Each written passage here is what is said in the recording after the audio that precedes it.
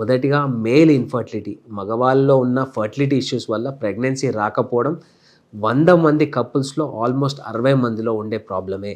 చాలా వరకు మనము ఇన్నేళ్ళ నుంచి మనం వింటుంది ఏంటంటే, అరే పెళ్ళయింది ప్రెగ్నెన్సీ రావట్లేదు అంటే, ఫస్ట్ అందరూ చాలామంది వైఫ్ని చూపించండి ఒకసారి గైనకాలజిస్ట్, అంత నార్మల్ ఉందా లేదా. కానీ ఎప్పుడు కూడా మగవాళ్ళలో కూడా ఈ సమస్యలు ఉంటాయి, మగవాళ్ళలో ఉన్న సమస్యల వల్లనే ప్రెగ్నెన్సీ డిలే అవుతుందని చాలామంది దీని గురించి అవగాహన ఉండదు. మొదటిగా నార్మల్ ఇన్ని గానం స్టడీస్లో తెలిసింది ఏంటంటే 60% కారణం మగవాళ్ళతోనే ఉంటుంది.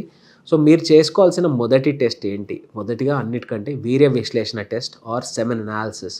ఈ సెమెన్ అనాలిసిస్ మనం చేయించుకున్నప్పుడు మీ స్పర్మ్ క్వాంటిటీ, క్వాలిటీ, మూమెంట్స్ ఇవన్నీ ఎలా ఉన్నాయో మనకు ఒక ఐడియా వస్తుంది.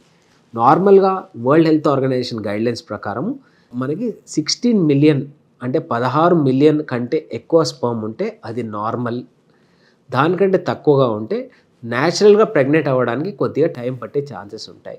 రెండో అన్నిటికంటే ఇంపార్టెంట్ ఫ్యాక్టర్ ఏంటంటే మొటిలిటీ ఎలా ఉంది. మొటిలిటీ అంటే ఏంటంటే స్పర్మ్ యోని దగ్గర నుంచి మనకి ఫెలోపియన్ ట్యూబ్స్ వారికి స్విమ్ చేసే కెపాసిటీని మొటిలిటీ అంటాం. ఈ మొటిలిటీ అనేది నార్మల్గా ఉన్నప్పుడే మీకు న్యాచురల్ ప్రెగ్నెన్సీ రావడానికి హై ఛాన్సెస్ ఉంటాయి. Next important factor morphology.